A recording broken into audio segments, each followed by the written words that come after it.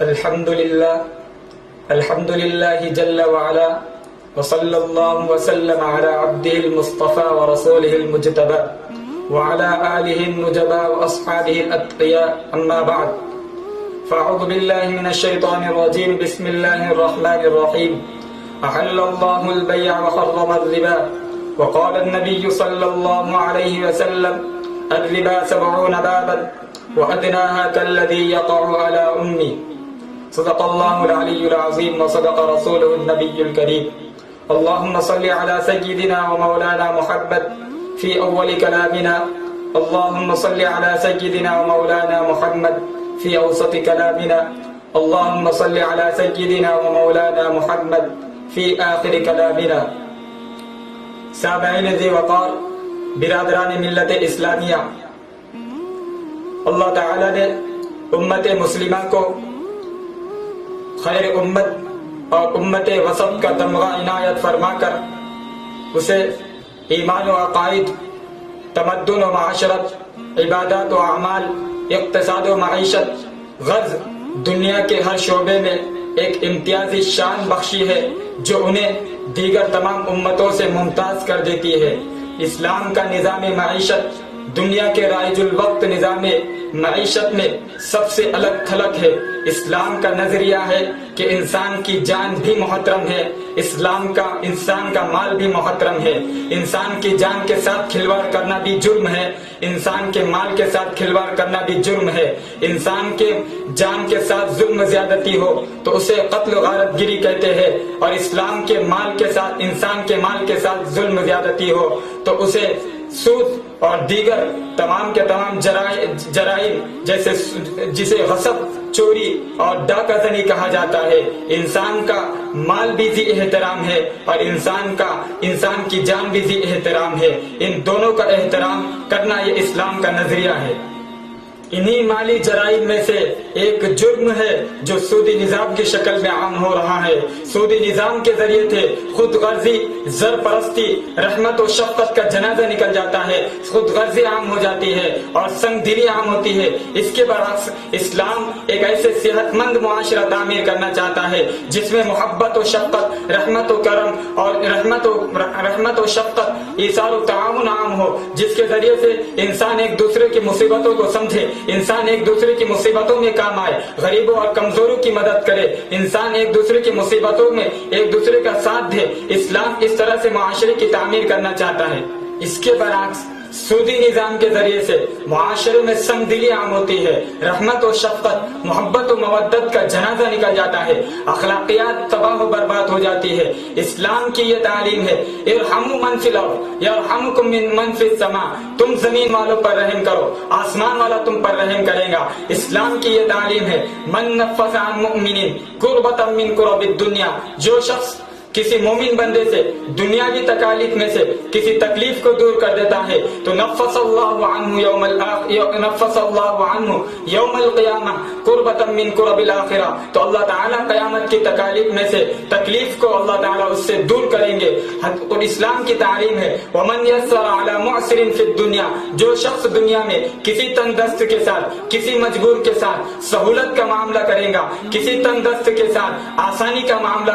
کرے گا۔ حدیث مبارکہ میں نبی اکرم صلی اللہ علیہ وسلم یہ بیان فرماتے ہیں یسر اللہ علیہ فی الدنیا والآخرہ، اللہ تعالیٰ دنیا و آخرت میں اس کے ساتھ بھلائی کا معاملہ فرمائیں گے، سہولت کا معاملہ فرمائیں گے۔ قرآن پاک بیان فرماتا ہے یمحق اللہ الربا ویربی الصدقات، اللہ تعالیٰ سود کو گھٹاتے ہیں، اللہ تعالیٰ سود کو گھٹاتے ہیں اور صدقات کو بڑھا دیتے ہیں۔ بظاہر ہمیں یہ لگتا ہے، بظاہر ہمیں یہ محسوس ہوتا ہے، بظاہر ہمیں ایسا محسوس ہوتا ہے کہ سود جب انسان نفع لے رہا ہے اور انسان کے پاس پیسہ جمع ہو رہا ہے، روپیہ جمع ہو رہا ہے، اکاؤنٹ میں اضافہ ہو رہا ہے، تو اس سے ایسا محسوس ہو رہا ہے کہ ہمارے پاس اب پیسہ بڑھ رہا ہے اور رقم جمع ہو رہی ہے۔ لیکن اللہ بیان فرماتے ہیں یمحق اللہ الربا، اللہ سود کو گھٹاتے ہیں۔ یہ اللہ تعالیٰ کی ذات ہے، ظاہری دھوکے میں ہو، دراصل اللہ تعالیٰ سود کو گھٹا رہے ہیں۔ ویربی الصدقات، اور صدقات کو اللہ تعالیٰ بڑھا دیتے ہیں۔ ہمیں ایسا محسوس ہو رہا ہے کہ ہمارے پاس سے مال جا رہا ہے، ہمارے اکاؤنٹ سے رقم ختم ہو رہی ہے، لیکن دراصل اللہ تعالیٰ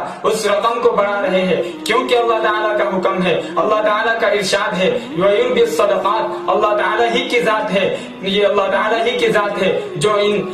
ان صدقات کو اور ان خیرات کو بڑھانے والی اللہ تعالیٰ ہی کی ذات ہے۔ تم دھوکے میں مت رہو، دنیاوی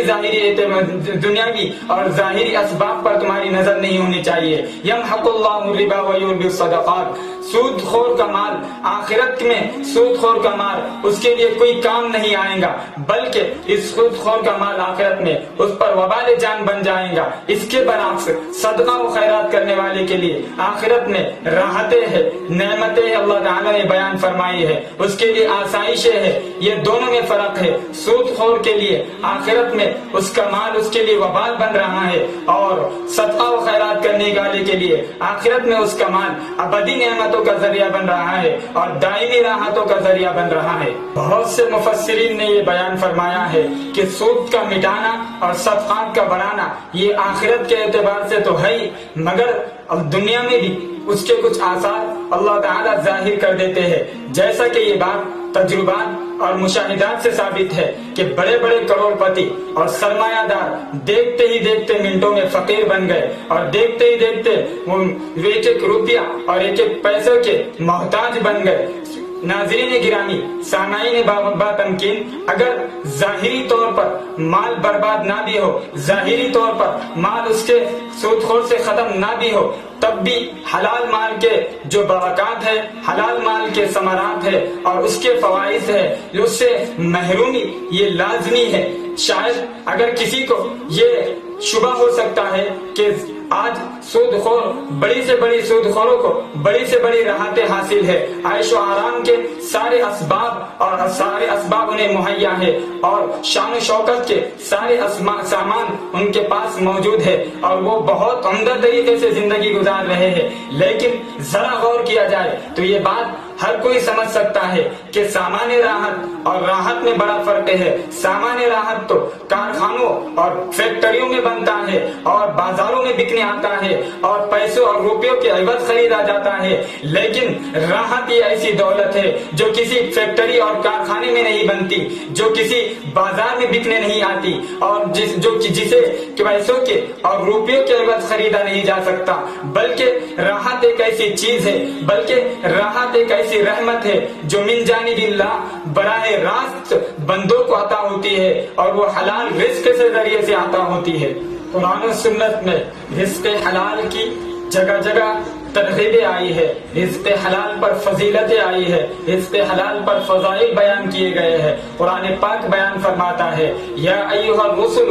کلوا من الطیبات واعملوا صالحا، اے انبیاء کی مقدس جماعت، اے رسولوں کی مقدس جماعت، پاکیزہ مال کھاؤ، پاکیزہ مال استعمال کرو اور رزق حلال کھاؤ۔ پھر فرمایا واعملوا صالحا، اور اچھے اعمال کرو، اعمال صالحہ انجام دو۔ انبیاء کی مقدس جماعت کو یہ حکم دیا جا رہا ہے۔ اب ہمارے ذہنوں میں یہ سوال پیدا ہو سکتا ہے کہ حضرات انبیاء اکرام حرام تو دور کی بات اور حرام تو درکنار مشتبہ مال سے بھی اپنے پیٹ کی حفاظت کرتے ہیں، جبکہ ہمارا عقیدہ ہے سارے انبیاء معصوم عن الخطا ہوتے ہیں، ان سے خطا کا اور ان سے غلطی کا، حرام کاموں کا صدور ہی نہیں ہوتا۔ جب ہمارا یہ عقیدہ ہے تو پھر سوال یہ ہوتا ہے کہ حضرات انبیاء اکرام کو یہ حکم کیسے دیا جا رہا ہے؟ دراصل اس آیت کریمہ کے ذریعے سے باری تعالی ہمیں یہ سبق دینا چاہ رہے ہیں، اے لوگوں دیکھو، جب حضرات انبیاء اکرام جو مقدس ترین طبقہ ہے اور پاکیزہ جماعت ہے، جو معصوم عن الخطا ہوتے ہیں، انہیں یہ حکم دیا جا رہا ہے تم رزق حلال کھاؤ، اور انہیں یہ حکم دیا جا رہا ہے تم پاکیزہ مال استعمال کرو، تو پھر امت مسلمہ کو اور عام انسانوں کو بدرج اولا اس کا اہتمام کرنا چاہیے، رزق حلال کا اہتمام کرنا چاہیے۔ دوسری بات یہ ہے کہ پہلے قرآن پاک نے یا ایھا الرسل کلوا من الطیبات جو ہے رزق حلال کا تذکرہ کیا ہے، پھر اس کے بعد بیان فرمایا واعملوا صالحا، پھر اعمال صالحہ کا تذکرہ کیا ہے۔ اس سے پتہ چلتا ہے کہ اعمال صالحہ کے لیے رزق حلال بڑا معین و مددگار ثابت ہوتا ہے۔ اگر کسی انسان کا پیٹ میں جانے والا لقمہ حلال ہے تو پھر آدمی اچھے اعمال کرے گا، اور اگر پیٹ میں جانے والا لقمہ یہ حرام ہے تو پھر انسان سے اچھے اعمال کی توقع اور امید بھی نہیں کی جا سکتی ہے۔ اسی لیے قرآن پاک نے پہلے وہ جو ہے کلوا من الطیبات بیان کیا ہے، پھر وعملوا صالحا بیان کیا ہے۔ مثال کے طور پر ایک شخص نے ایک نئی کار خریدی اور اس نے چلانے کے لیے جب اس کو سڑک پر نکالا اور اس میں جو ہے پیٹرول ڈالا، پھر وہ گاڑی سڑک پر چلنے کے بعد سڑک پر چلتے ہوئے سائلنسر سے دھواں نکلنے لگا تو اس نے ایک ماہر میکینک کو بلایا اور اس کی تحقیق کرائی۔ تو اس میکینک نے اس سے یہ کہا کہ آپ نے اس میں جو پیٹرول ڈالا ہے یہ خالص پیٹرول ہے یا ملاوٹ والا پیٹرول ہے؟ اس شخص نے کہا ملاوٹ والا پیٹرول ہے۔ تو پھر اس ماہر میکینک نے اس سے یہ کہا کہ یہ اسی کا اثر ہے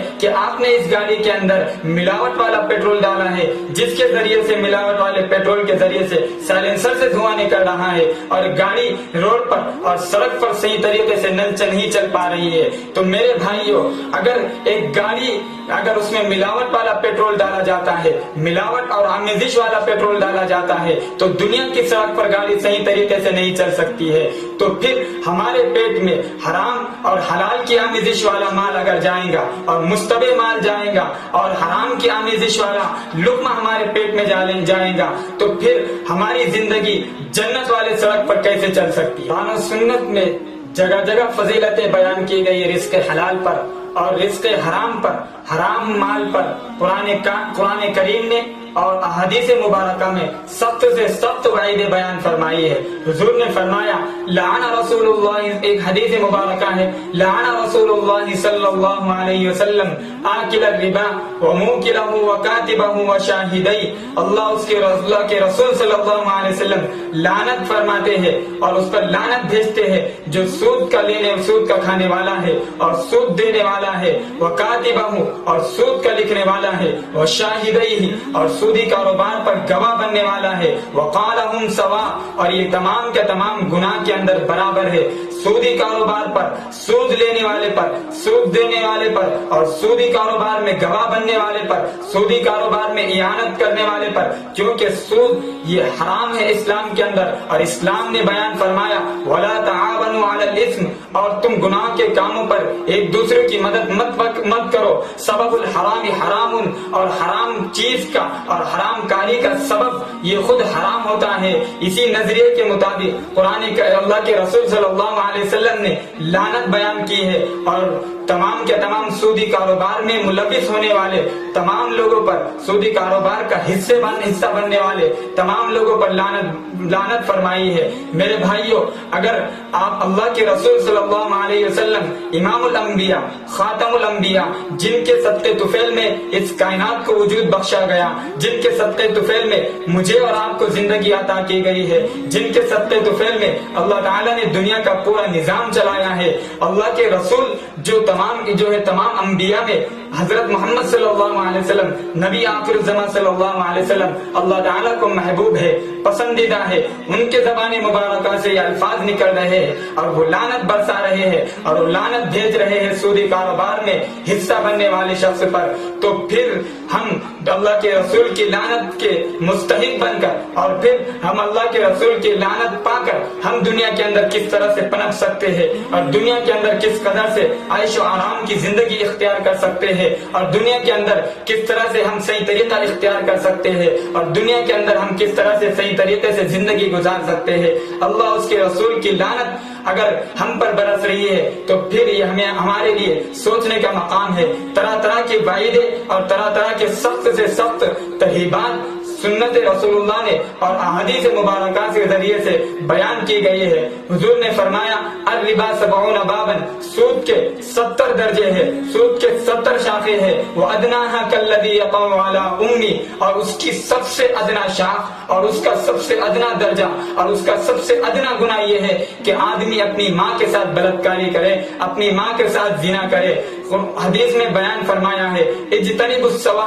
السبع الموبقات، 7 ایسی چیزیں ہیں جو ہلاک کر دینے والی ہے، ان 7 چیزوں سے بچو۔ اجتنبوا السبع الموبقات، 7 ہلاک کر دینے والی چیزوں سے بچو۔ ان میں سے سب سے پہلے نمبر پر بیان فرمایا الشرک، پہلے نمبر پر شرک ہے، اور چوتھے نمبر پر بیان کیا ہے اکل الربا، وہ سود کا کھانا ہے۔ قرآن کریم نے بیان کیا ہے یا ایھا الذین آمنوا اتقوا اللہ وذروا ما بقی من الربا ان کنتم مؤمنین، اے مومنو، اے ایمان والو، اے اللہ کی وحدانیت کا اقرار کرنے والو، اے رسول کی رسالت کا اقرار کرنے والو، اللہ تعالیٰ یہاں پر ہمیں یہ حکم دے رہے ہیں اللہ سے ڈرو، یا ایھا الذین آمنوا اتقوا اللہ، اللہ سے ڈرو مومنو، وذروا ما بقی من الربا، اور سود میں سے جو کچھ باقی ہے اسے چھوڑ دو، وذروا ما بقی من الربا ان کنتم مؤمنین، اگر تم مومن بندے ہو، اگر تم سچے مسلمان ہو تو سودی کاروبار کو چھوڑ دو۔ اگر تم یہ سودی کاروبار سے باز نہیں آتے،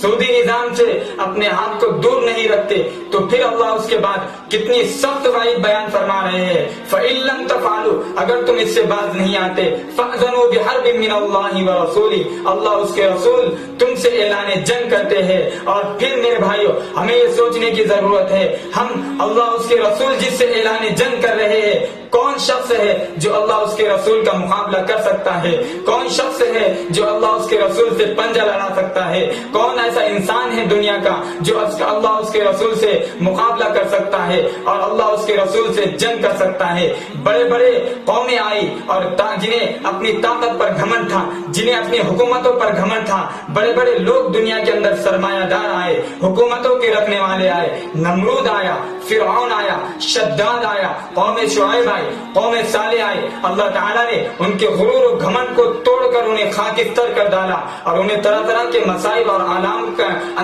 میں جو ہے مبتلا کر دیا۔ اللہ تعالیٰ سے کوئی چیلنج نہیں کر سکتا، اللہ تعالیٰ کی قدرت کو اور اللہ تعالیٰ سے کوئی مقابلہ نہیں کر سکتا۔ کتنی سخت وعید اللہ تعالیٰ نے بیان فرمائی، اگر تم اس سے باز نہیں آتے تو پھر اللہ تعالیٰ تم سے اعلان جنگ کرتے ہیں، رسول اللہ تم سے اعلان جنگ کرتے ہیں۔ دوسری جگہ ارشاد فرمایا احل اللہ البیع وحرم الربا، اللہ تعالیٰ نے بیع و شراء، خرید و فروخت کو حلال کر دیا ہے، اور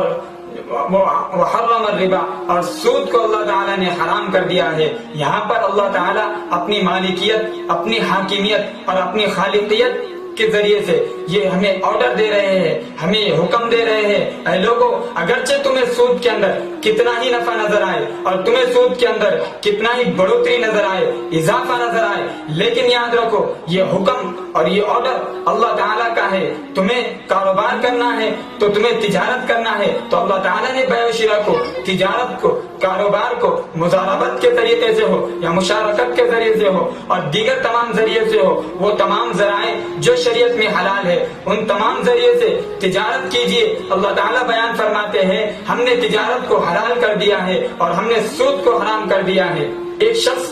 کے گھر پر اگر اس نے پانی سے بھرا ہوا مٹکا رکھا ہوا ہے اور اس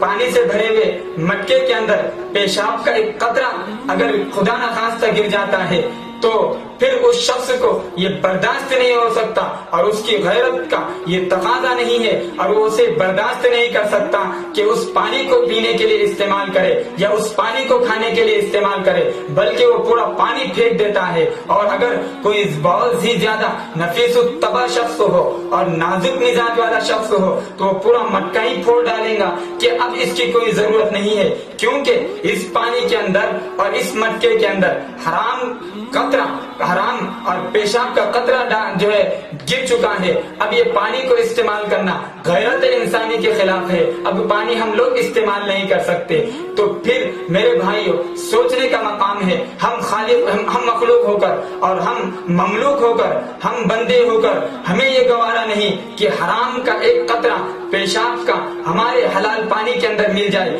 تو ہم اسے برداشت نہیں کر سکتے۔ باری تعالیٰ کی ذات رب ہو کر اور باری تعالیٰ ہمارا رازق ہو کر باری تعالیٰ خالق ہو کر یہ کیسے برداشت کر سکتے ہیں کہ حرام مال کو حلال مال کے اندر آمیزش کی جائے اور حلال مال سے حرام مال کے اندر ملاوٹ کی جائے۔ شریعت مطہرہ نے حلال رزق پر اور حلال کمائی پر بڑی فضیلتیں بیان فرمائی ہے اور بڑے بڑے وعدے بیان فرمائے ہیں، اور رزق حرام پر اور حرام کمائی پر اور حرام کے ذرائع اسباب کرنے پر جو شریعت مطہرہ میں ناجائز ہے، چاہے وہ ذریعہ سود کا ہو، چاہے وہ ذریعہ چوری کا ہو، چاہے وہ ذریعہ سٹہ بازی کا ہو، قمار بازی کا ہو، جوا کا ہو، غصب کا ہو، یہ تمام کے تمام ذرائع جنہیں شریعت اسلامیہ نے حرام قرار دیا ہے اور جنہیں شریعت اسلامیہ نے جن کا سد باب کیا ہے، ان تمام ذرائع سے اگر انسان مال کماتا ہے تو یہ رزق